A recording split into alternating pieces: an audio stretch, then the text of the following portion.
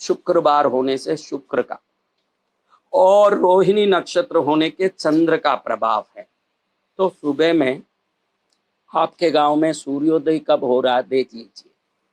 पहले दिन ही आप घर में एक मिट्टी का दिया, उसमें शुद्ध गाय का घी भर के, गाय के घी भरने के बाद सफेद डोरे वाली बत्ती, रुई की बत्ती नहीं, सफेद धागों की, कॉटन की धागे की बत्ती, उस धागे में 8 धागे होने चाहिए, उसको मरोड़ करके बत्ती डाल के घी भर दीजिए।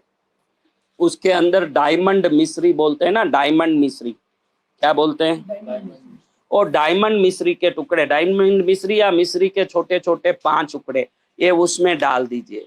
और सूर्योदय के समय में घर में जो भी आप खरीदने जा रहे हैं, जो खरीदना था खरीद के वापस आ गए, खरीदा हुआ वस्तु को उधर माँ के चरण में चढ़ाना है, इष्ट देवता कुल देवता के चरण में। ये जो शहद ला रहे हैं, तुलसी ला रहे हैं, आंवला ला रहे हैं, घी, शक्कर और नमक और दूध दही सब ला रहे हैं, वहां चढ़ा के फिर प्रसाद के रूप में आपको ग्रहण करना है।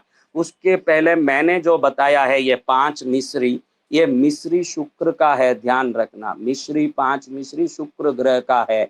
और सफेद बत्ती तृतीया तिथि की और चंद्र की है। उस दिन सफेद बत्ती में मिश्री डाल के घी का दिया करके पहले कुलदेवी के इष्ट देवता के सामने जल, अगर आपको इच्छा है तो आप 5 दिया भी कर सकते हैं, 11 दिया भी कर सकते हैं, 3 दिया भी कर सकते हैं, जितने देवता है 5, 7, 9 उतने भी कर सकते हैं, वो आपकी खुशी है। लेकिन एक दिया भी करोगे तो तृतीया का ये दीपक आपके जीवन में वो जो डाली हुई मिश्री से शुक्र की कृपा से समृद्धि को खींचने वाला, सफेद बत्ती चंद्र की कृपा से मनोबल को बढ़ाने वाला। अभी कई बार चंद्र का जो कमजोरी होता है, जिसके जीवन में चंद्र दुर्बल होता है, उनका क्या होता है, कोई भी काम करते हैं तो सोचते हैं कि ऐसे करो, करने के बाद वो काम उल्टा हो जाता है, फिर मन में पश्चाताप आता है कि इस काम को ऐसे करना चाहिए था।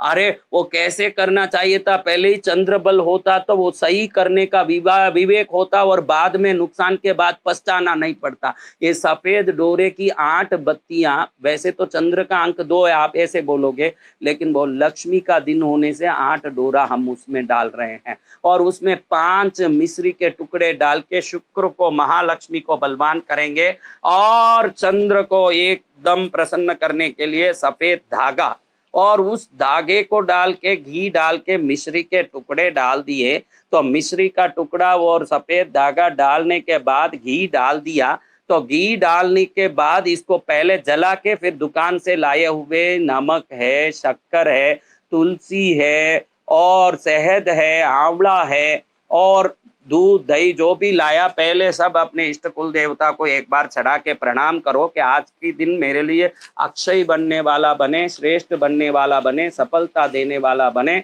उसके बाद हमको वो सब प्रसाद खुद ग्रहण कर सकते हैं, जितना भी चढ़ाया।